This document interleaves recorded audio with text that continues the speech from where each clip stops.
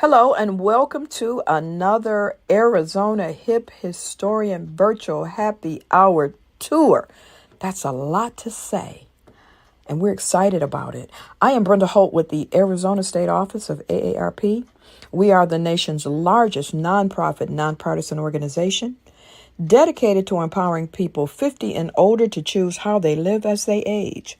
With a nationwide presence and nearly 38 million members across the nation, and approximately 900,000 right here in Arizona, we work to strengthen our communities and we advocate for what matters most to our families: health security, financial stability, personal fulfillment, healthy living, just to name a few. During the month of November, we are going to be covering caregiving. We're here to help you navigate planning for you and your loved ones' future care.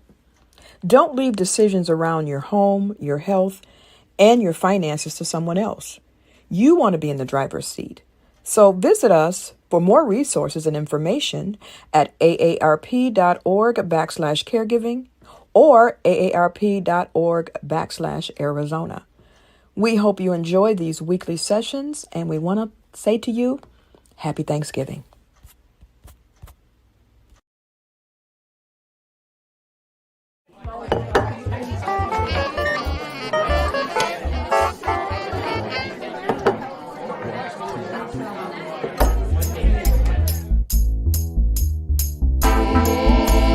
Ladies and gentlemen, non-blind every folk, welcome to the show. Get ready to meet your host for the night, Arizona's very own hip historian himself, Marshall Shore. Well, hello and good evening. I want to welcome you all here to Arizona History Happy Hour. Oh my gosh, I am so happy you can be joining us. Now, I know some of you are watching. We're now on Twitch, YouTube, Twitter, LinkedIn, Facebook. And you can always go on Hip Historian, the YouTube channel, and watch prior episodes. I also know Facebook is archiving some of them, as well as even Twitch, I think, has 3 episodes, the current and 2 prior episodes. So there's always ways where you can go back and watch if you've missed an episode, especially with the holidays coming up, that's not going to be shocking. But we've still got some great stuff coming up. But I am so happy you can be here and join us. So now today is November 17th. And so I think it's actually kind of cool that back on this date, back in 1935, there was a full-page ad in the Arizona Republic that talked about the virtues of modern architecture that characterized Phoenix. And out of all of those buildings, the Hurd Building, the Westward Ho, the Lures Building, you've got the Phoenix Title and Trust, which is now the Orpheum Lofts, as well as the Old County Courthouse and the Security Building. Out of all the buildings they mentioned, they're all still standing, which I think is pretty darn cool. So, there's lots of other things going on. Why, it's also the Great American Smokeout, with the idea that in November, you're being asked to give up smoking if you're a smoker for 24 hours. So that way you might decide you'll feel a little bit better and decide to just make that permanent change. But you will be able to smell things better. And so, as the weather's getting a little bit cooler, people are turning on the ovens to do things. It's also National Baklava Day. And what I wouldn't give to have the smell of that sweet, flaky pastry, that phyllo dough, with all that honey and chopped nuts. Oh, so tasty, that smell. But, there's also Homemade Bread Day. So, there's, oh my gosh, the smell of homemade bread is amazing as well. And today is the day we celebrate that. And, the bread symbolizes things in so many world cultures. But I always love to say, especially now as we get into the holidays, I hope you break bread with some amazing people. And, one of the best things to put on fresh bread right out of the oven is butter. Now, butter's been around for thousands of years. I mean, as a kid, I can remember going to festivals and they would give you the pioneer churn and have you turn milk into butter.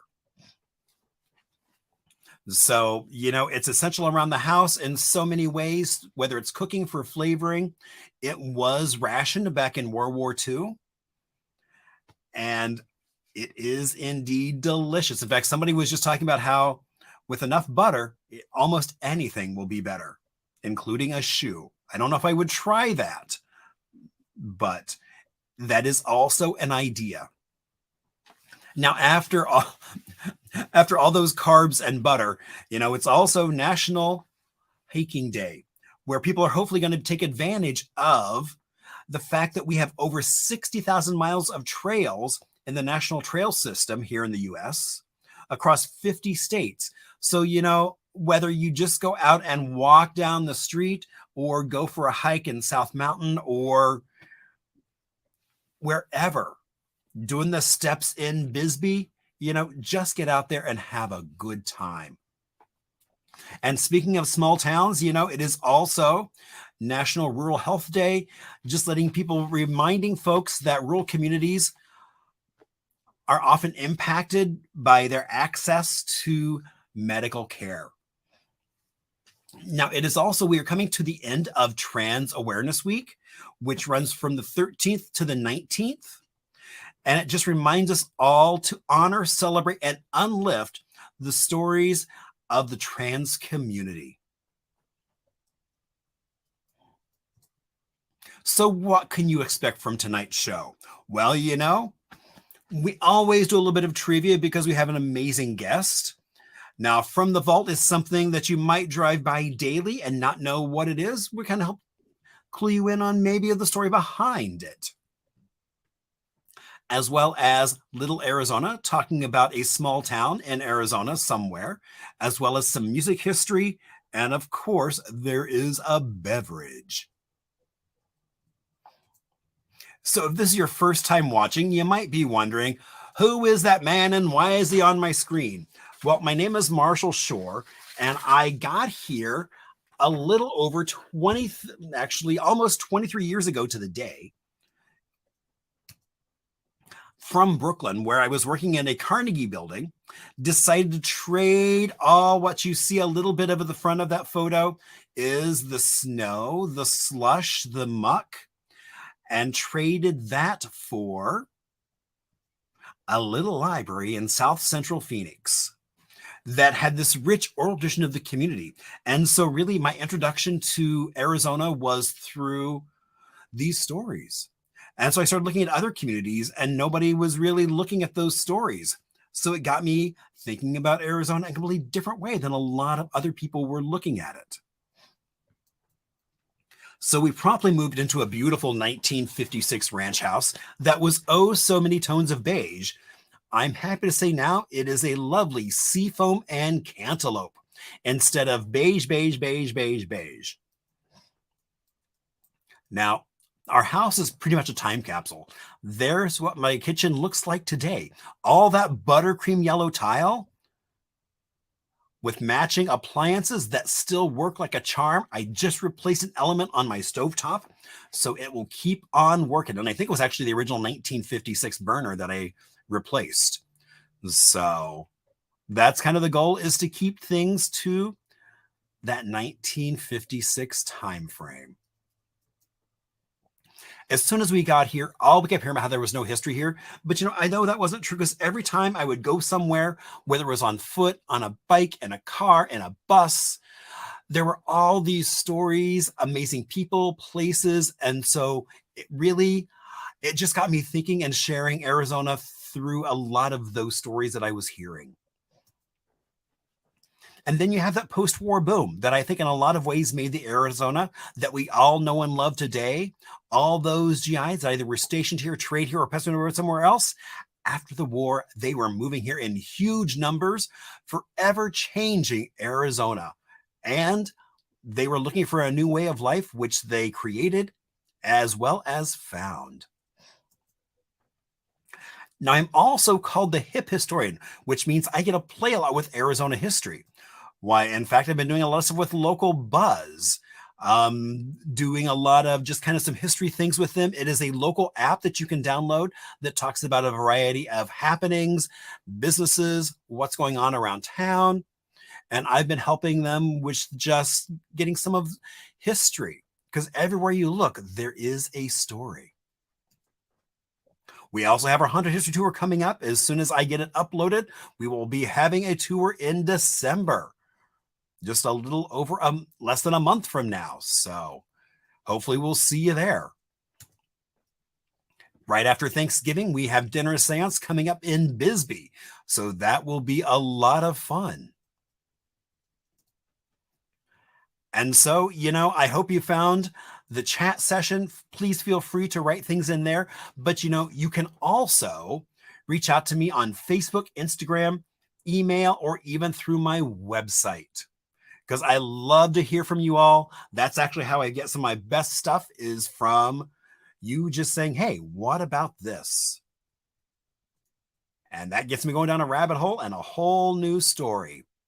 And now here's PJ's moment to shine. So BJ, who is my cocktail ambassador, he has been making over 120, close to probably 150 cocktails over the last 2 years. And so, every week he comes with a new cocktail or an educational piece. Maybe it's a beer, something that's brewed locally that tells a whole different story. And so tonight we are having the First Avenue Last Word. Now, what I think is fun, so this has Sentinel Mesquite Rye, Satan, Barley Sochu, Thai Sorghum Spirit, La Verger Orchard Liqueur, fresh lime, and pomegranate. Now, it was really cool because I actually got a chance to go hang out at the bar while he was kind of sent me this list. And I was like, well, and got to try and talk about these different spirits and kind of the story. And so hopefully sometime soon, in that air quote kind of way, we will do an entire show just on some of the stories of some of those beverages. And so look forward to that. And, this cocktail is indeed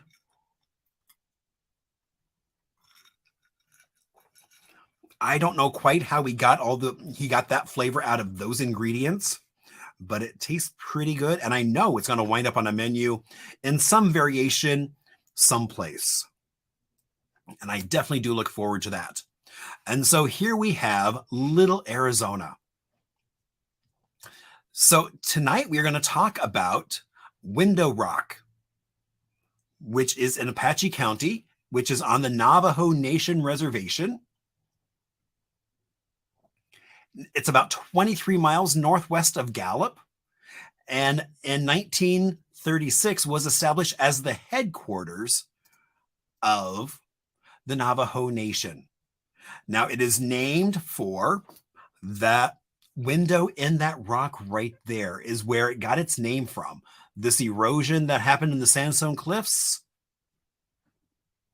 and is indeed very visible from the council room right here. Now, one thing I think is cool is in Window Rock, they have the Navajo Zoo, the museum, the fairgrounds. Basically, it is the hub of so much culture. And so that's also where they will be doing Navajo Nation Pride or Dene Pride. And I love that my friend Sister Naviho is now on the board of Navajo Pride. So I'm hoping I'll be able to make it up this year. So I've never been to it, and I really do want to go see it. So I need to find out when that is and get that on my calendar and get it blocked off. All right. So now we come to one of my favorite parts. You know, one of the things I love about Arizona History Happy Hour is the fact that you also get to hear from other people than just me. And so I think it's always fun to hear other stories, other filters. And I am so excited this evening to be able to bring on our very special guest and my good friend, Kris. Hello, Kris. Hello, everybody. How are Hi. you? I'm good. I'm excited for tonight. All right, Kris. So for folks who don't know who you are, tell us a little bit about yourself without giving away any of the answers. Okay. Well, my name is Kris Kollasch. I am an artist and an entrepreneur, and I'm also the curator at First Studio Gallery downtown in Central Phoenix. Which I think we have some questions coming up about that in just a moment. Absolutely. So now we have our trivia, which is always multiple choice. So even if you don't know the answer, all you've got to do is just take a guess and you might get it right. Now, what I also like about what we do is it's more not just what you know, like bar trivia, but it also gets into explaining the answers. So that way you might not know the answer coming in, but when you leave, you'll know the story behind it. Now you can keep track of either Anita will be doing it in her special notebook, which she bought it. She just got a new notebook just for trivia. Excellent. I've got one friend who keeps track of it on his arm or leg or what other appendage that is handy to write on. So, or you can keep track of it in the chat. Whatever makes you happy, you go for it. Let's learn some new things. Indeed. All right. So back in 1997, Oliver Stone directed a movie right here in Arizona. Was it called A, The Hand, B, U-Turn, C, Seizure, or D, Talk Radio? All right. So one of those is an Oliver Stone movie and it was directed right here in Arizona. All right. Randy Chamberlain started a company called A, Arizona Architecture Inc., B, Habitat Incorporated, C, Merchandise and Salvage, or D, Build Brothers. So, you know, all you got to do, you might not know what Randy's company started, but you can just take a guess of one of those and you might get it right. Or you might get it wrong. But you'll know by the end of the day. Exactly. All right. So which of these lakes is the largest? A, Big Lake. B, It's Lake pretty big. It is a big lake, hence the name Big Lake. Or is it B, Lake Pleasant, C, Bartlett Lake, or D, Apache Lake? So which one of those lakes is the largest? All right. Question 4. The 101 in Scottsdale is on which community's land? Is it A, the Salt River Pima Maricopa Indian Community, or B, the Ak-Chin Indian Community, C, the Hopi Tribe, or D, San Carlos Apache Tribe? So which one of those communities does the 101 go on in Scottsdale? All right, here we are at that halfway point. The building at 631 North First Avenue, where First Studio is located, was originally A, the first dance studio in Phoenix, B, the first TV/radio station studio in Phoenix, C, a place for artist studios on First Ave, or D, the first dog salon in Phoenix? That's probably it. It probably, because, you know, there were a lot of dogs. I mean, you would agree. Probably Chihuahuas, I would guess, since we're so close to Mexico. Oh, true. Yeah, you never know. Indeed, but they soon will. All right. So question 6. First studio was established in A, 1912, B, 1937, C, 1949, or D, 2001. So First Studio was established when? All right, moving on to question 7. Currently, First Studio is A, the home of Randy Murray Productions. B, an active video production studio. C, home to the first studio gallery. Or D, all of the above. I know. How many uses does the space have? Well, it looks good behind you. I can see that. Indeed, it does. I mean, it's got some great murals on it that That's talk a right. little bit about some of the history. So, all right. So, question 8. Art Detour, an annual downtown art studio tour, began the same year as A, the impeachment of former governor Evan Meekum. B, the opening of the London Bridge up in Lake Havasu. C, Senator O'Connor being appointed to the U.S. Supreme Court. Or D, the Keating 5 scandal. So which of those events happened the same year that Art Detour held its first studio tours? All right. And then also kind of tied to that is question 9. The first Friday Art Walk began in A, 1988, B, 1994, C, 2001, or D, 2012. So when do you think those first Friday Art Walks began? So glad we're still having them. Oh, indeed. I know. It's so nice to walk around and see people again. It's crazy out now. Everybody's out. Well, the weather is amazing and there's lots of great stuff to go see. All right. So question 10. The Fine Art and Creative Environments is celebrating 25 years of business. When it began back in 1997, it was called A, Faux Real Custom Finishes, B, Fine Arts and More, C, Painting Plus, or D, Fine Art and Custom Finishes. Indeed. All right. And it's been a while, but I'm so excited that we have a bonus question. Woo! Indeed. I know. I wish I could do sound effects. Oh, actually. I know. Ding, ding, ding, ding, ding, ding. I know, somewhere I've got a bell. Oh, here it is. I keep thinking I'm going to use my bell. And there you go. So there we go. Our bonus question. And the answer is. All right. What annual APS event is happening on Saturday, December 3rd? Is it A, the Sun City Lighted Boat Parade? B, the Phoenix Electric Light Parade? C, lighting of the tallest Christmas tree in Anthem? Or D, zoo lights? So which one of those events do you think is happening on December 3rd and has a good long history of happening as well? Lots of fun. Well, you are locking in your final answers. So we are going to take a quick Arizona music history break. And so, I was lucky enough over the weekend to go visit one of my favorite museums. Oh, yay. The MIM.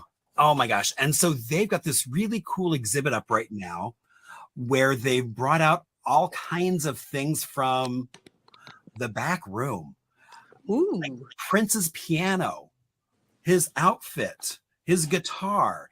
In the back, you can see, this is like, you have like the first ukulele. You've got the oldest full-size guitar. There's so much.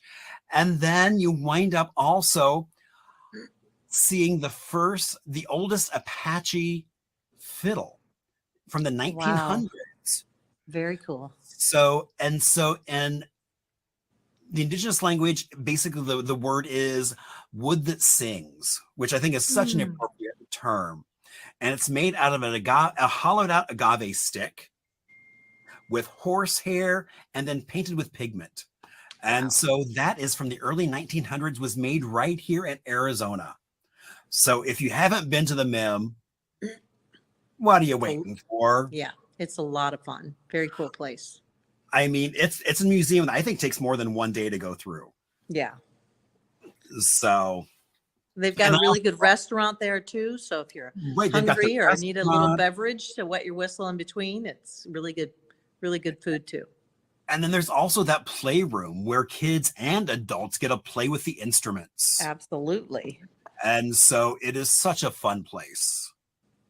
And it was funny because Such Styles, who's been one of our guests, actually, there is a piece on hip hop that he painted some of the backgrounds for.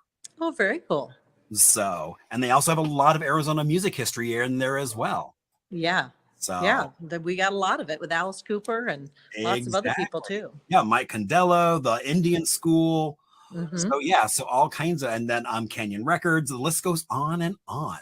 And so, all right. So now people are, I'm sure, ready for some answers. Okay. Oh, so is this where we get to tell some stories too? Exactly. All right. So, all right. So what 97 movie directed by Oliver Stone was done right here in Arizona? And the answer is U-Turn. Oh my gosh. And so we have these, okay, so we've got the movie poster, but then we see some other odd photos of it looks like some miniature things going on. What's happening? Yes. So so when Rudy, stop.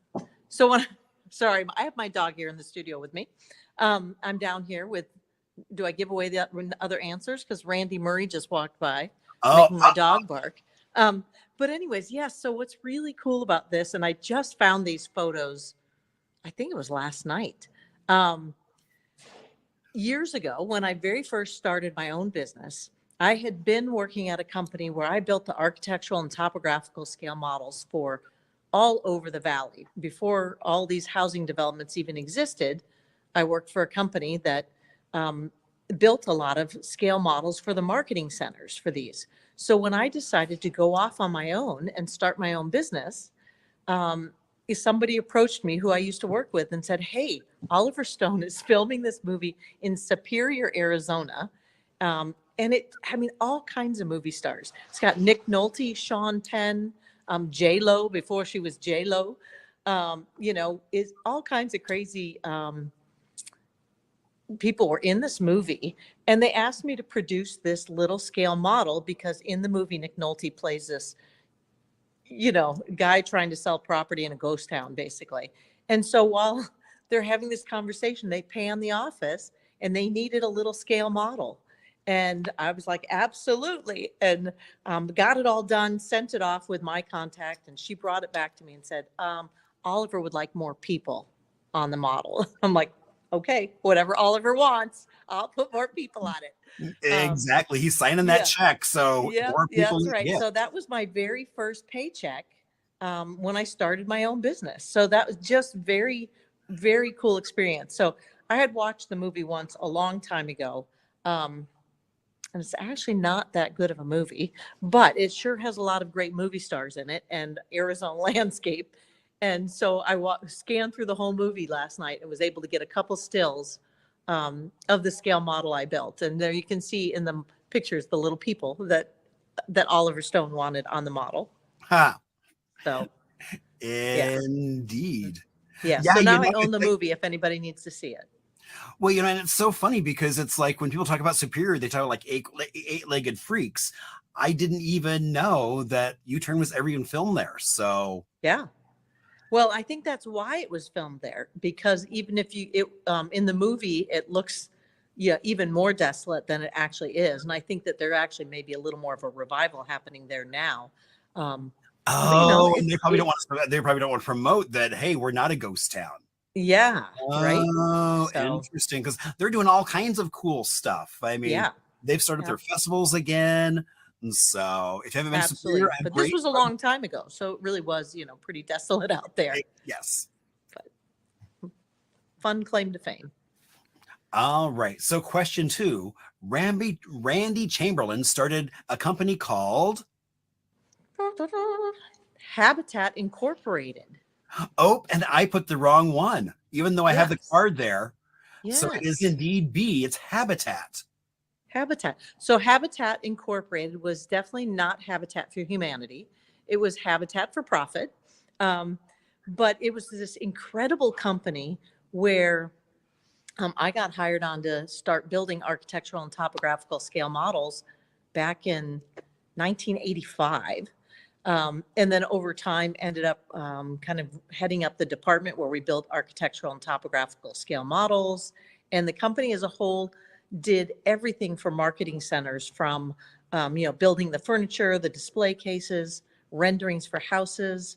And it was a really incredible time in Phoenix, because if you've been here this long, you'll know that so much didn't exist then. So I got a chance to build scale models of the Ahwatukee foothills before anything existed. When it was first, it was, Caterpillar land moving equipment.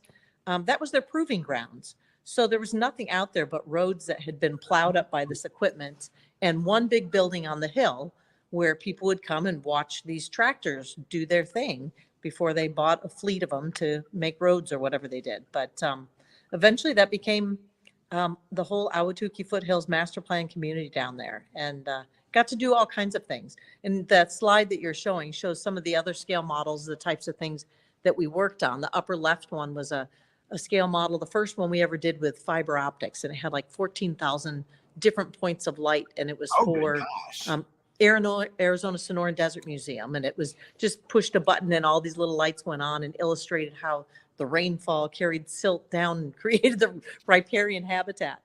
The one on the upper right, some of you might recognize that only if you live up that way, but there's probably around Shea and 92nd Street or so, there's a housing development of these big 2-story condos, I guess, or patio homes that are right on the water, these man-made lakes. So this was a scale model we built that helped them sell the different units.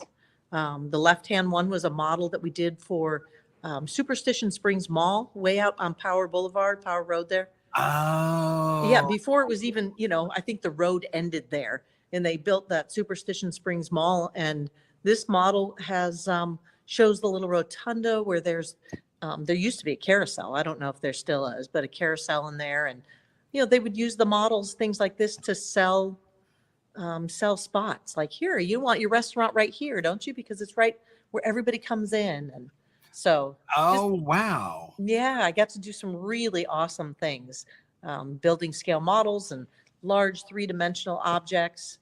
We did a lot of work for Marriott timeshares and just lots of things, but a lot of stuff around Phoenix.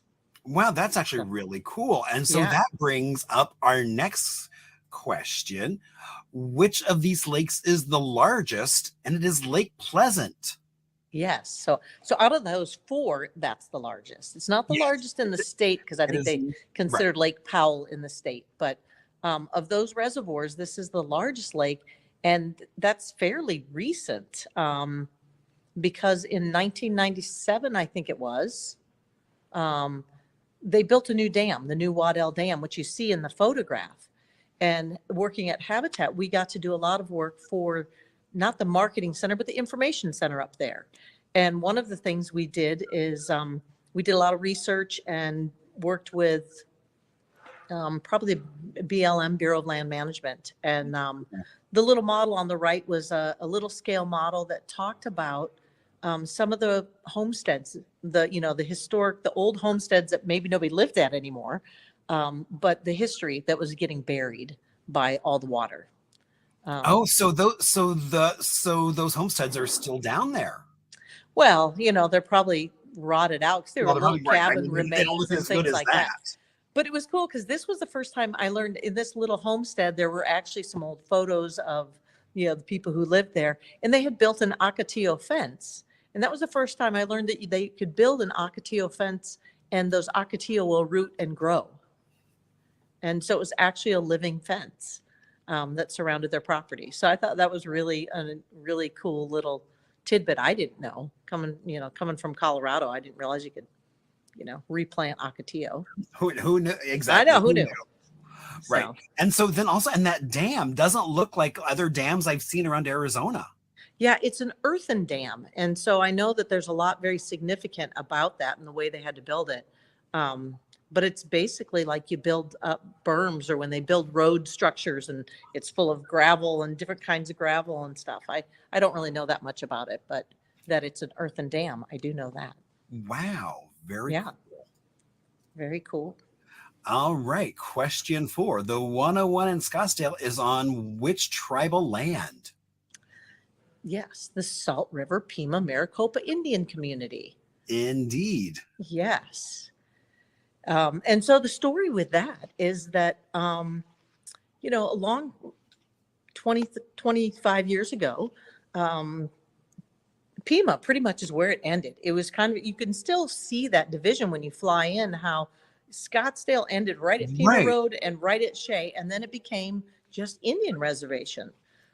So as they wanted to build this new freeway, they couldn't pay for all the houses it would take to, build a freeway up through Scottsdale. So they ended up leasing the property from the Pima Maricopa Indians. So all of that freeway, all of that 101 that runs up the east side of Scottsdale is all on leased native land.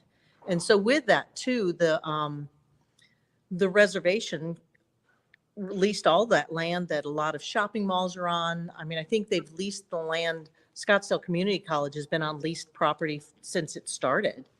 Wow. Yeah, but I think it was Harrah's Casino came in and helped build this really elaborate kind of sales office, both to kind of educate and convince the people within the Pima Maricopa community that this is what you should do. Because they all have to buy into leasing their property because it's all communally owned. Right. So, yeah, so it's very interesting to be on the front end of that and see how, it's all about money. So, Wow. yeah. And and so you're right. And when you fly in, you can see there's just kind of like everything stops right there. Yeah. And it will probably always be like that. Right.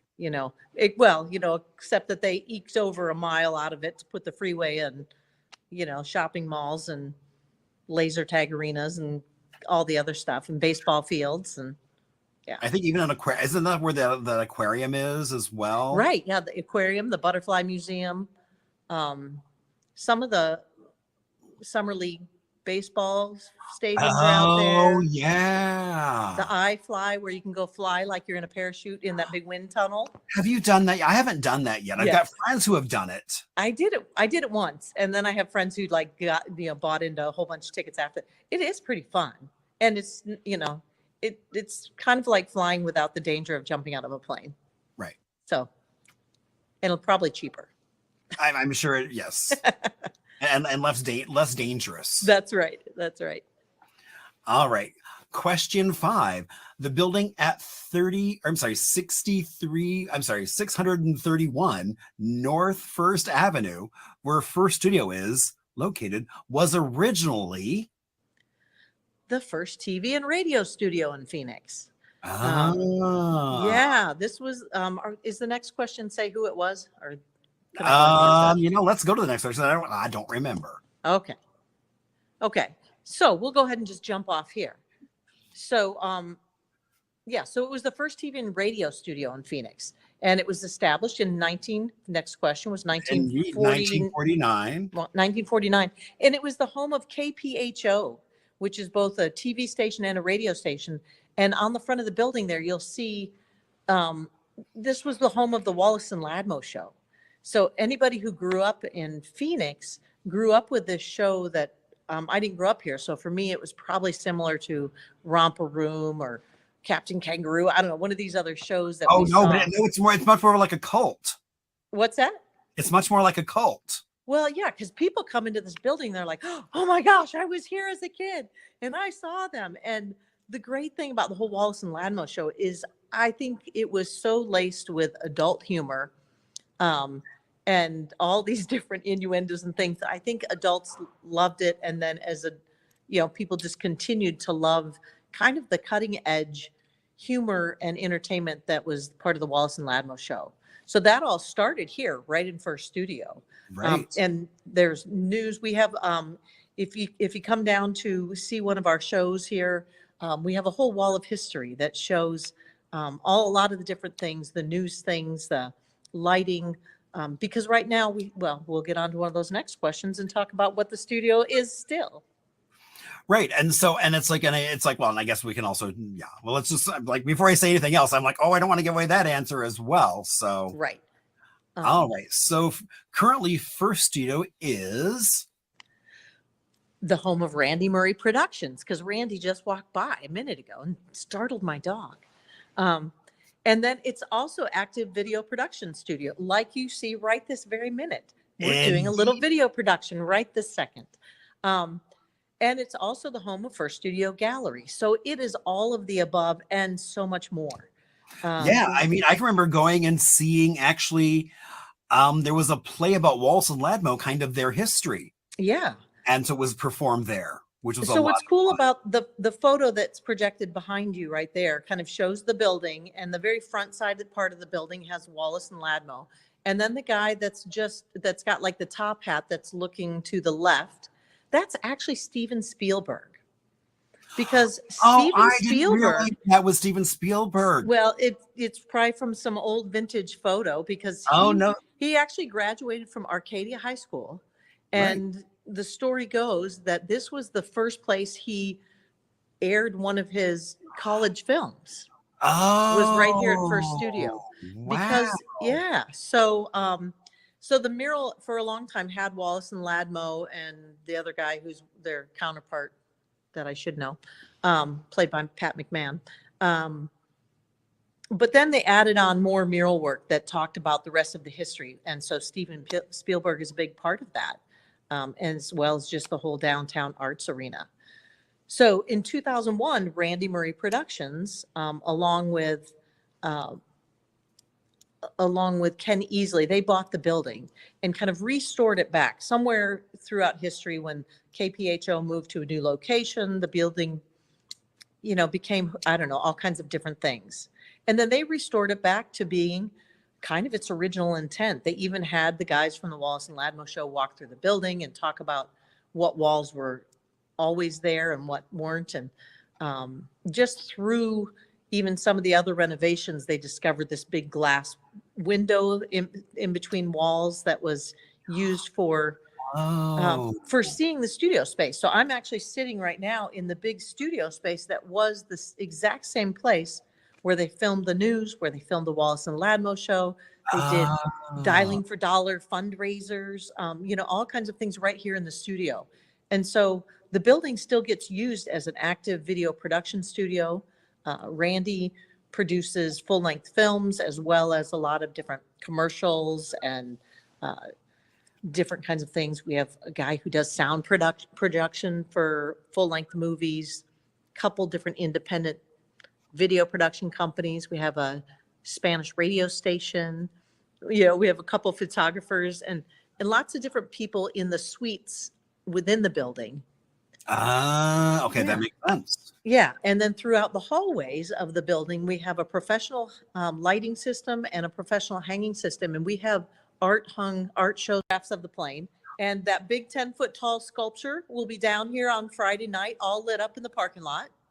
Oh, wait, you mean tomorrow night? Friday night? Yes, tomorrow night, Friday night, yes. Wow. Night, November 18th from 6 to 9 p.m. Is our artist reception down here at First Studio. We're going to have a little live music and all kinds of art, a few appetizers, some snacks, a glass of wine, if you're old enough. And it'll be a great place. We do have a parking lot with free parking. And you can also park, there's some different parking lots kind of adjacent to us too. So come on down, battle the one-way streets. You'll see the big guitar. It'll be lit up out in the parking lot. And then you just have to circle around till you actually can get into the lot. So if people miss the mural, the big 10-foot guitar lit up will be like the beacon. That'll be the beacon also, yes. And we have floodlights on the building, so you'll see the mural too. And you got to come in off of First Avenue, or you can sneak through at McKinley off of Central too, and then down through the alley into our parking lot. Right. So wow, that sounds like so much fun. Okay, so how long is that show up? Well, the show will be up probably through Christmas, basically, because in between Christmas and New Year's, we'll start changing out the show. But the building, you can come down and see the art 9 to 4, Monday through Friday. All of the art lights might not be turned on, but we will let you in the building to come see the art because it's a place of business. So people are in the building, happy to let you wander through the halls looking at the artwork. But Friday will be extra fun because I'll be here, can talk to you about all the different art and the projects. Will And Rudy be there? Will Rudy be there? well, I don't know. It depends. Sometimes Rudy's here. She might be here. Okay. She's crashed out on the couch right now. She's like, Oh, indeed. She's like, yeah, Mom, I'm just hanging out over here. whatever. The video's not about me. She's not interested. Right. So, but yeah, you can always, you can email me at firststudiogallery@gmail.com. And if, you've got a group that would like to come down and see the show, we can set up a private appointment too. And I can come down and meet you fun. down here and tell you all about it. Cool. So. Wow. Kris, thank you so much for coming on. And I'm so glad we had that chat and kind of navigated to these stories.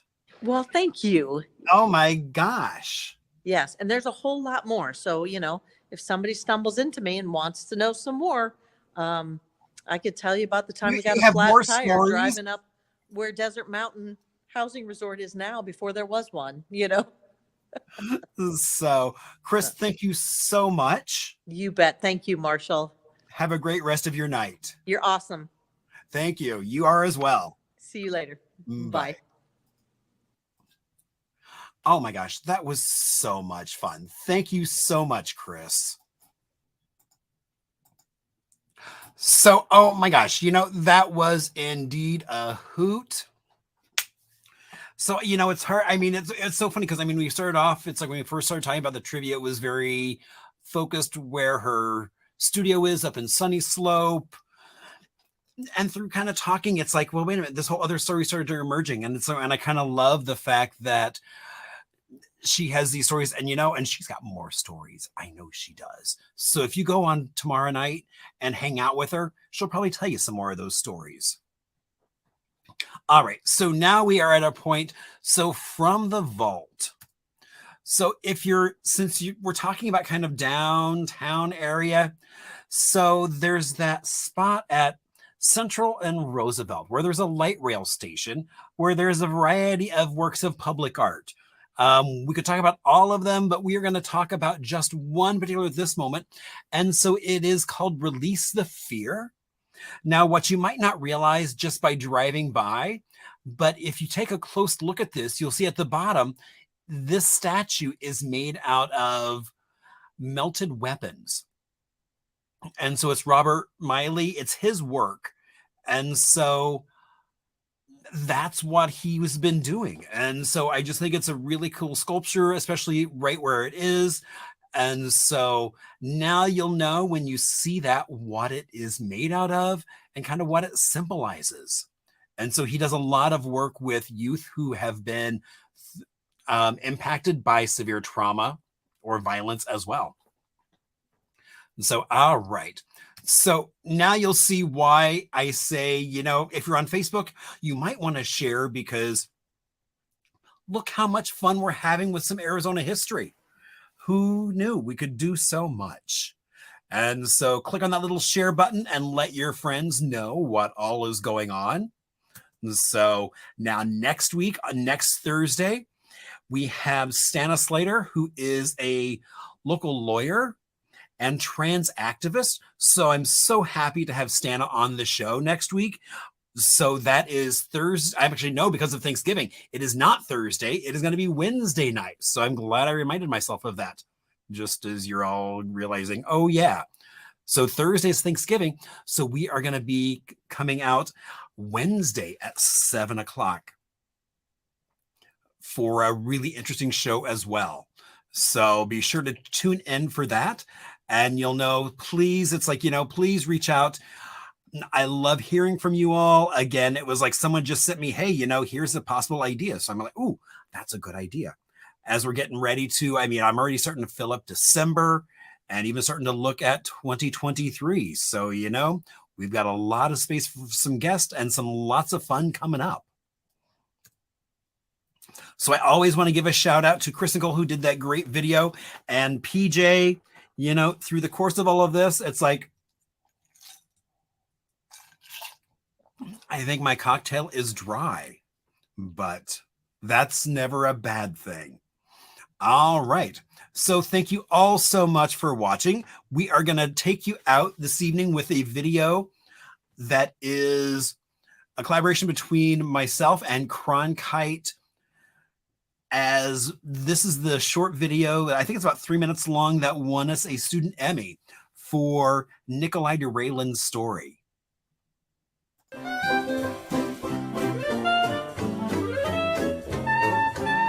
Imagine the way Arizona looked in the early 1900s. The streets, the people, with stories beyond the documented black and white. People kept saying there was no history here. But Marshall Shores sees history in color. I'm known as Arizona's hip historian.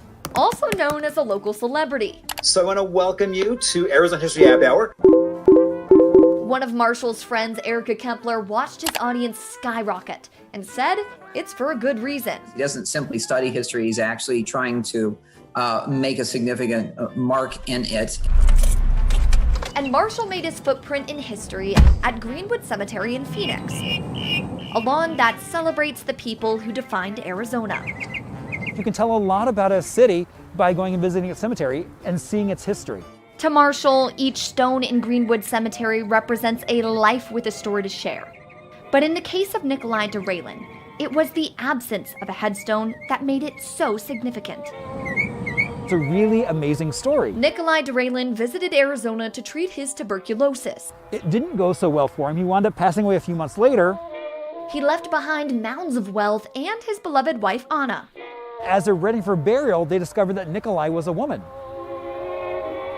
And so when they buried him here in Greenwood in 1906, they actually buried him in a dress and without a headstone. Erica, who is also the founder of Arizona Trans Alliance, says his story is remarkable. It really does say here's a person who managed to live a life with a tremendous secret that would have undoubtedly destroyed his life. Nikolai had enough money to afford a traditional burial, but Marshall explained that his unmarked grave was a sign of disrespect. Without a headstone, he was erased from time. Then came an idea. When I found out that we had a gender pioneer right here in Arizona from 1906, I started working with the local community to raise funds to get him a headstone.